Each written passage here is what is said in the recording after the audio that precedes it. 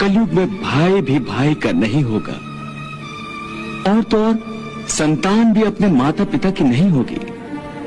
मनुष्य केवल अपने और अपने बेटों बच्चों के घेरे में सीमित हो जाएगा, बाकी सब उसके लिए पराये हो जाएंगे। मांस, मदिरा, हुड़दंग, क्या इसे उत्सव कहते हैं? नहीं महादेवी, इसे उत्सव नहीं, आप असुर संस्कृति के असभ्य प्रदर्शन का नाम दीजिए। उत्सव तो नाम है आनंद की पवित्र भावना का। उत्सव नाम है ऋतुओं के आगमन का। यही तो मैं भी कहती हूँ कमल नयन। उत्सव वो है जो आत्मा को शांति दे, जो सारे नगर का जीवन अस्त व्यस्त कर दे, जिसमें मदिरा पीकर सब अपनी सुध-बुध खो बैठी, वो उत्सव नहीं, कोरा हुड़दंग है। पार्थ, ये बात ध्यान से सुनो और समझो। जो दूसरे को दुख देकर हंसता है, होनी उसे दुख देकर 100 बार रुलाती है। इसलिए दूसरों को दुख देने से पहले इतना अवश्य सोच लेना चाहिए कि यदि इसी दुख का वज्र अपने सिर पर गिरे तो क्या होगा।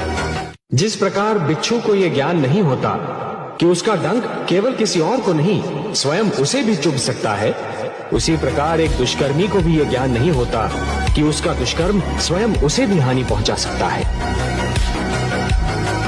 ये तुमसे किसने कह दिया कि मुझ पर कोई अन्याय हो रहा है या मुझ पर कोई अत्याचार हो रहा है? ये बातें जो तुमने कही, अत्याचार तो ये है जो तुम अपने बड़े भाई पर कर रहे हो और अपने पिता पर कर रहे हो। पिता पर? हाँ, पिताश्री पर। उनकी पीड़ा को समझते हो? जानते हो कि उनकी समस्या क्या है? जानते हो कि उन जैसा धीर वीर पुरुष इस समय किस धर्म संकट में है? जो स्त्री मोह में फंसेगा उसकी यही दशा होगी।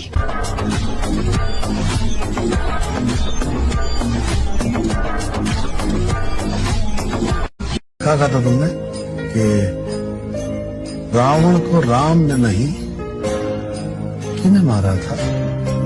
उसके भाई विभीषण ने। हर क्रांतिकारी शुरू में अकेला ही होता है महादेवी, सारे उसके विरोधी होते हैं, परंतु जैसे जैसे उसके विचारों का ताप बढ़ता जाता है, विरोध का हिम पिघलने लगता है। उसके विचारों से सहमत होने वालों की संख्या प्रतिदिन बढ़ती जाती है। हाँ, इसमें समय अवश्य लगता है।